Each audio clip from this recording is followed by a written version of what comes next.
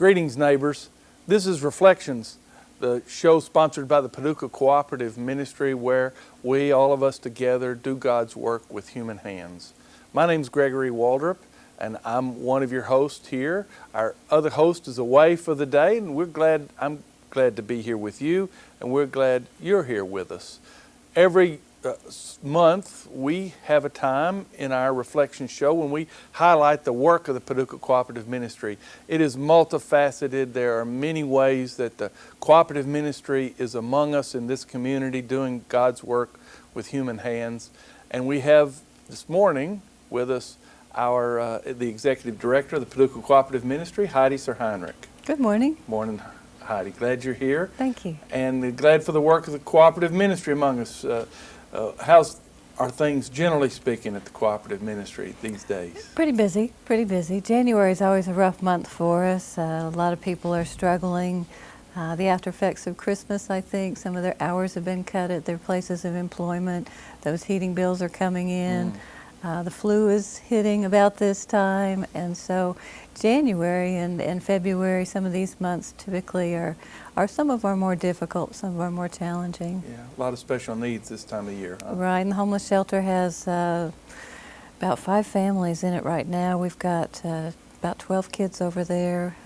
In addition, women's shelter is full, men's shelter is full. So, yeah, we're staying out of trouble and keeping pretty busy down there. That's a good work. Thank you. Part of the dream at the cooperative ministry, I know, is this continuum of care of people's lives and your wish and hope to move people through the phases of their crisis and into stability. And I know you're dreaming a new dream these days, imagining a new way of caring for a different group of neighbors in our community.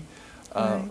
Particularly women, Right. and particularly women who have been incarcerated and are entering back into the community. Tell us about this Fresh Start program that you're Alrighty. imagining. Well, you know already that we have a homeless shelter, and we've operated a homeless shelter since about 1989. And the program, as we have learned and grown, we have been able to do more and to really address and look at the effects of homelessness, the causes of homelessness, who is homeless and why, and ever trying to do a more comprehensive job at meeting those basic needs of the homeless. And so, currently we have a 40-bed homeless shelter for men, women, and children. It runs pretty full. Yeah. And we have seen a lot of different reasons why people are homeless. We've got a lot of folks with physical and mental illnesses that have caused them not to be able to work, not to be able to care for themselves, to have lost everything and wound up homeless. Right. We see a lot of substance abuse. People addicted to various substances, alcohol, drugs, again, lost everything starting from scratch. Here recently, we have become aware of an ever-growing problem,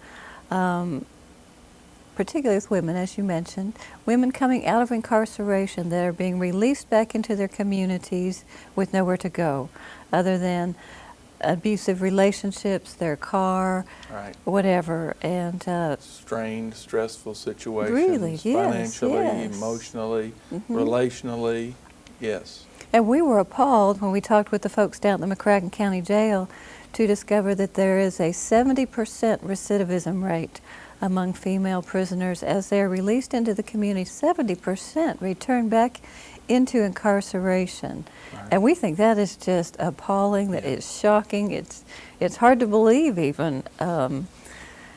So clearly there's a need there. Right. And you all have imagined a program and a space even. Right, right. The city is, as I understand it, has a couple of buildings that they're seeking to get rid of as surplus. Right. And one of those you're imagining, along with other people. You're not the only people vying for the building, but and I guess in some ways the program depends on whether the building is available. Right. Our mission statement, as you have said, is to do God's work with human hands by trying to bring together resources and people to meet basic human needs. And that's an ever-changing picture as needs change. And, in the past year especially, had been getting some letters, and I wouldn't mind to just share a couple of these. Yeah. These are letters from women incarcerated, and they're writing to the Paducah Cooperative Ministry because they are nearing their release, coming back into the community and having nowhere to go, and they are asking for Paducah Cooperative Ministry Homeless Shelter to be their home placement. Because they have to have a Yeah, home they to have go back to go on parole, Right, to get out of exactly. prison. Exactly. all that. And personally, I don't think that a homeless shelter is a good home placement for someone coming out. I think we can do better than that. I think we need to do better than that. You know, here's a woman that is 37 years old. She has 3 children, 18, 15, and 11, and she says, I want wholeheartedly to be the mother they deserve, and I'm in jail for theft by deception. I was writing checks to support my ex-boyfriend's habits. She says, I'm not a drug user, and I've learned my lessons, and by all means will take the law seriously and never break it again. I mean, she really does want to make a difference. And she's writing this letter, she says, because I'm homeless and would like to start my life over on the right track. She said, I would invite any and all counseling sessions, whatever it takes for me to be a productive member of society and a good mother for my family. And that's one. Right. Sounds like just she one. does have a sense of what it'll take not to be in one of those 70 Right. percentile. None of those women want to go back, Gregory. Right. You know, here's one due to meet the parole board on June 16th. If granted parole, I don't have anywhere to go for home placement. This letter is to formally ask you if you'll accept me into your homeless shelter. So clearly we can see a need. We talked with the folks down at the jail back a month or so ago, and I think out of the 28 women, 15 had nowhere to go at that moment. You know, if they were to be released that day, they didn't know where they would go. Right. So, you know, down at PCM, we were sitting around, we were talking about this, and one of our staff members in particular, Karen Burton, had been doing some jail ministry with her church, and she said, I just have such a heart for these women, and I wish, hope, I dream that someday we can have a program for them.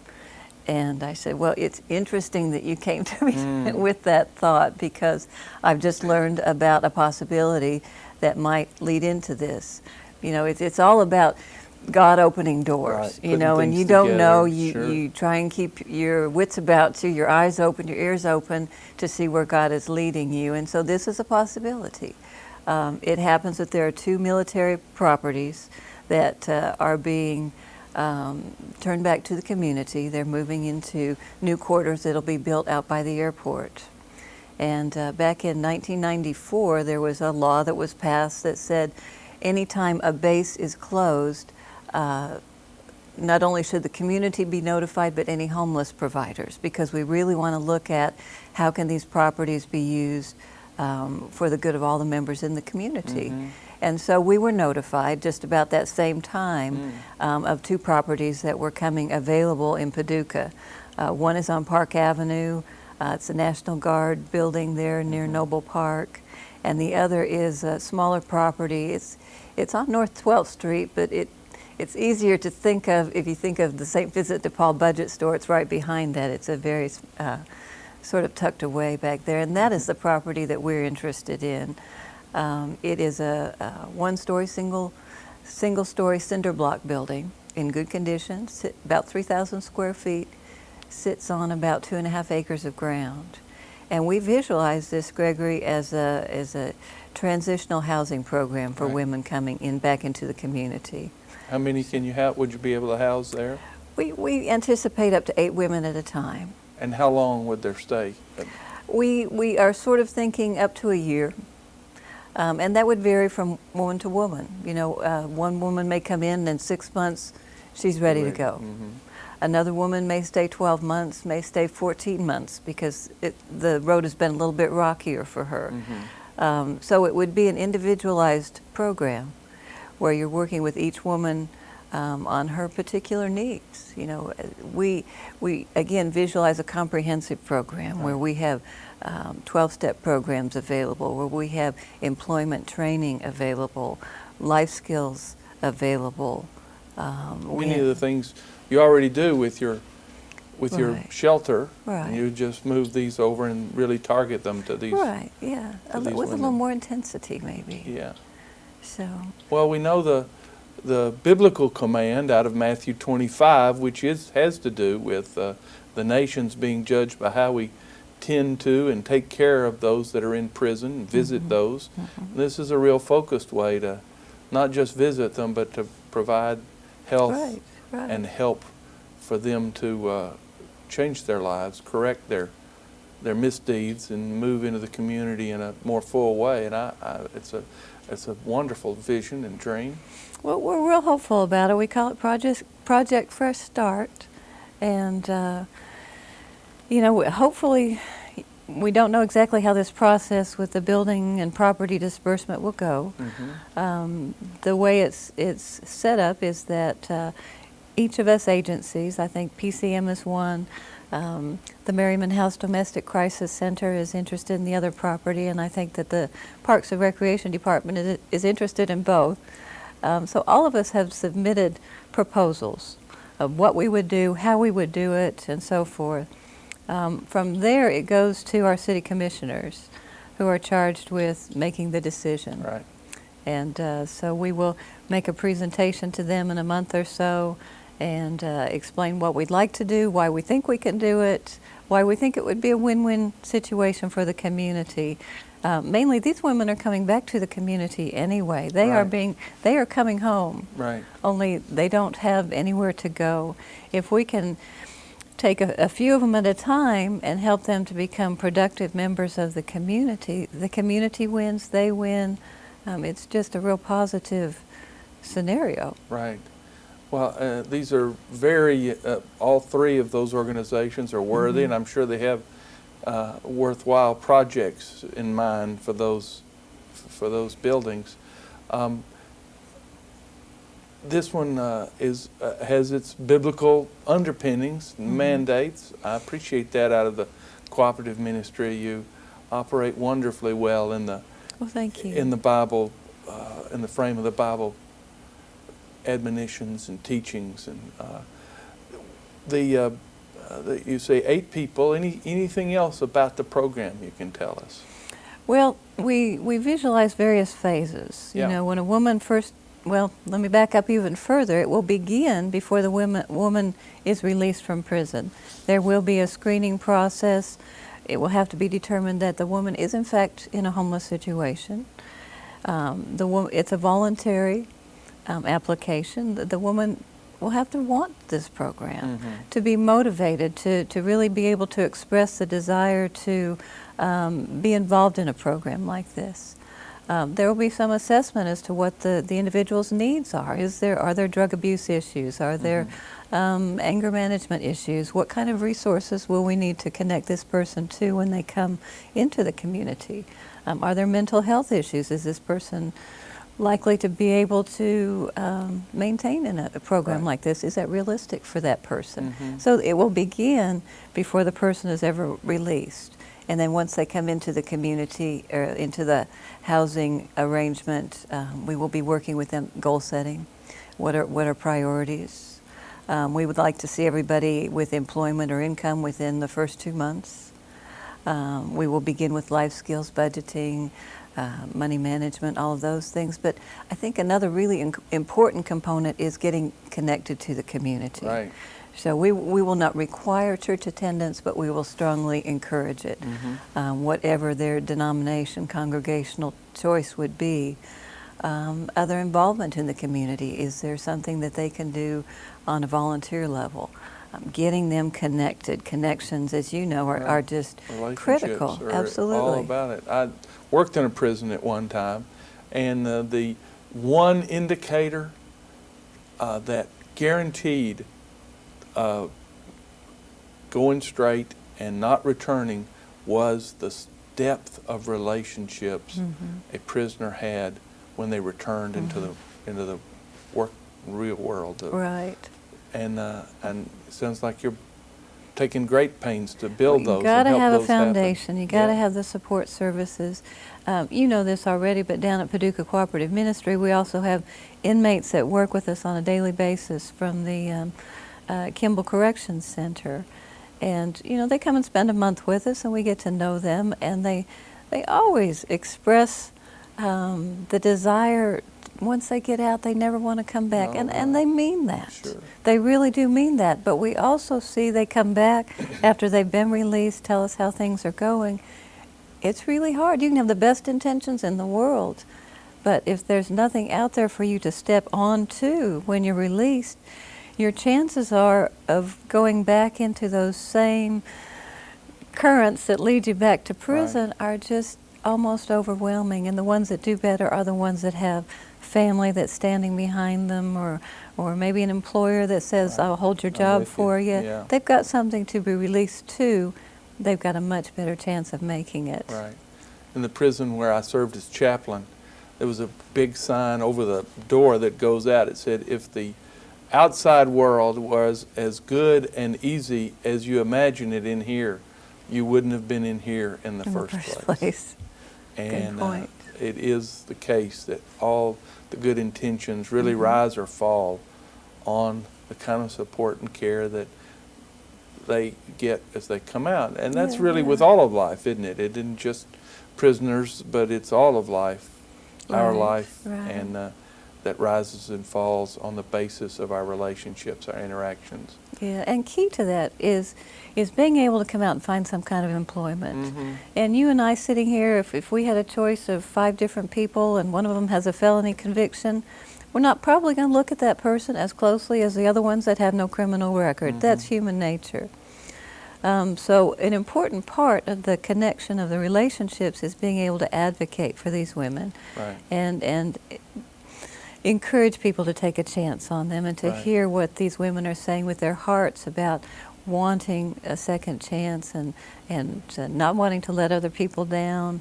But that we have folks in the shelter every day that are coming out of similar situations. We just can't accommodate them all, but we send them out looking for employment, because first comes employment, then you can find housing, then all of the other pieces of your life start to fit together. But it's got to happen in that way. And if you can't get step number 1 with the employment, with the income, you can't get your housing, you can't get to your place of your own, your home, and you start to despair, and you start to lose hope, and you start to wander off and get back into the habits that got you in the trouble in the first place. That's why those recidivism rates are so high.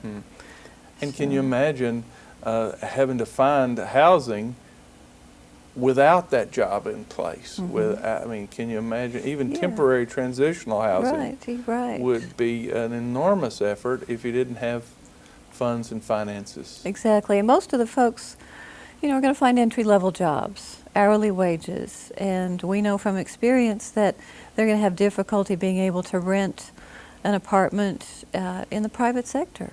They're going to probably need something with a government subsidy attached. Unfortunately, when they apply to that subsidized situation, that felony is going to get in their way again. And most likely, if it's drug-related in any sense, they're going to be turned down. Well, on the job and the wages that they make, they can't afford the housing, so they're at risk of homelessness. There are some real gaps here that exist that make it almost impossible for people to get back up on their feet without help. It really, you just don't see how it can be possible. Now, I know a lot of people have been concerned about, the level of felonies and convictions that some of these women that we're looking at might have. And then I want to be real clear that these would be nonviolent offenders, that these would be women who have gotten into trouble as this one with the bad checks or drug possession or burglary, something that is nonviolent, that is not drug trafficking, that not habitual criminals have been to prison 4 or 5 times. We really, and we don't mind to start out slow. We don't feel like we need to hit it top capacity right off the bat. We don't mind to just grow gradually. And there are obviously plenty of women who would qualify for this program. In that level, at that level of offense and felony conviction. Right. I think we went down and talked with Brother Stan at the jail and Bill Adams, and they said, well, 8 beds, that won't be enough. But it's a start. It makes a difference to those 8 women at a time that you can you can work with. And you know, there's a terrible overcrowding problem as well in our jails. You know, I mentioned earlier that, you know, in 40 beds, there's 75 women. You know, if we can prevent eight of them from going back, that will help a little bit and gradually whittle away at that problem. Yeah. So we're hopeful about this, and we hope that it will work out for the property. That would enable us to get up and going a lot quicker. If it does not, we're not going to abandon the dream, but we may have to hold on to it a little bit longer until we can work it out. And the programming would be funded by special grants, or would you raise it locally? What's we anticipate it would be granted. There are reentry grants, prisoner reentry grants available through the Department of Justice that we're starting to do some research on. The benefit to the time frame of all of this is that it could be 3 years before these properties are actually vacated and ready to be moved into. It is a very long process, as we've found. By the time the Army has moved out, it's all been turned over to the agencies that will receive it. You know, we are looking at a couple years away.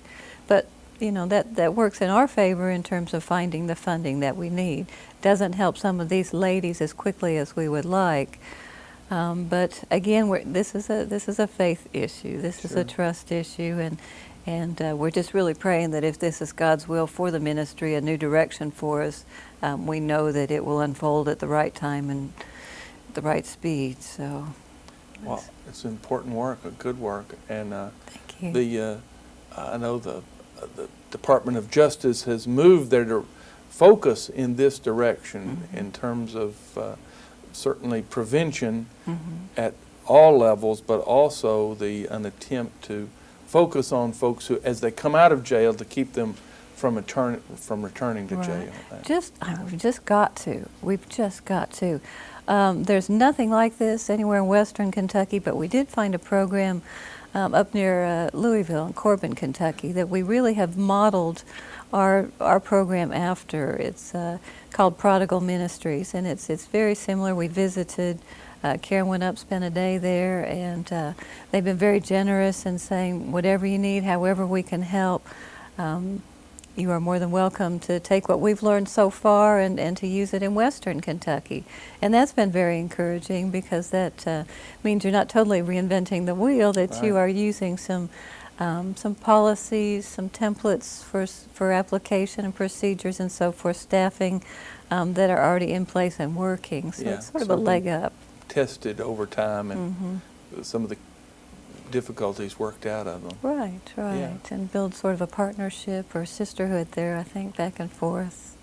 Well, that's an important work. Let me change the subject just a little bit. One of the things we ask everybody who comes, or we try to remember to ask, is about a book that they might have been reading that is particularly inspiring or helpful as they live their faith, and walk their walk in the Lord. And I wondered if there's a book that's particularly inspiring you these days, that's guiding and helping you. Well, I did bring a book, and it's this battered old thing that I actually bought at a secondhand store years ago, but it's a favorite, and that's why I brought it today. It's called The Practice of the Presence of God, and it's words of Brother Lawrence, who was a Carmelite monk. You've probably heard of him. I have. Back in France, about 1666. And you might think, that sounds like a pretty old book. What would he have to say that would be relevant to us today? And I just stumbled on this by accident that one day that I was rummaging through the used bookstore. And this is a man who had a conversion experience when he was about 18, felt his life touched in such a deep way by God one day as he was looking at a tree in the wintertime and thinking, you know, it looks so bare, it looks so naked, so lonely, so sad out there, but you know, it won't be but a couple weeks before that is bursts into flowers and to bloom. And at that point, something happened that changed him forever. And he did join this monastery and this group, and he describes himself as a great clumsy man, very humble, not very learned, but with a huge and enormous love of God.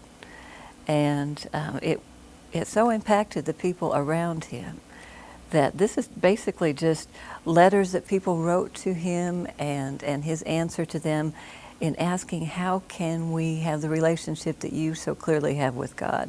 And so he talks about the practice of the presence of God, how to be in God's presence. And he describes it as doing everything that he does for the love of God. Even if it's picking up a straw on the ground, he does that for the love of God. And that is so inspiring to me. I don't anticipate I could ever reach this level, but it certainly gives you something to think about as you go about your day. You know, am I doing this little thing for the love of God? Is that the foundation of everything that I do? And it certainly gives you something to work towards. Yeah. As I recall the book, he had many very menial jobs in the Yeah, he worked in the kitchens. That was his monastery. job. He was the pot and pan cleaner upper. He was. And even that, the most menial of tasks, he found to be a way to practice this presence of God with him. And I think I know the it just is so simple but so beautiful. And he talks about the time of prayers there. You know, they have their set times of prayer, but to him they weren't any different than his hours spent in the kitchen in terms of he was that connected to God all of the time. And if he got distracted with a conversation with somebody else, he simply, when that was over, he just resumed that inner sense, that inner lifting up. And he says here, lift up your heart to him, sometimes even at your meals and when you're in company. The least little remembrance will always be acceptable to him. And so it just kind of helps me to remember to keep lifting my mind and my heart up a little bit and not get quite so bogged down. Thank you very much, Heidi. You're welcome. Thank you for reminding us of our biblical mandate to take care and visit the prisoners that are in prison among us, and that prisoners as they come back into our community. Most people in the justice system, in prison, return to the community, don't they? Yes, yes. And we appreciate you sharing the dream of the Paducah Cooperative Ministry today. Thank you for about having me. Project Fresh Start. And we wish good luck on this very important work. Thank you. Whatever way, whatever shape it takes. However it unfolds. However it unfolds. Right. Thank you for all the good work the Paducah Cooperative Ministry does. Thank you. Thank you. We're very glad you've been with us here at Reflections, where this program is sponsored by the Paducah Cooperative Ministry. We hope you'll continue to do God's work with human hands in concert with the cooperative ministry, with all your neighbors of faith around you. Until next time, we'll see you. Shalom.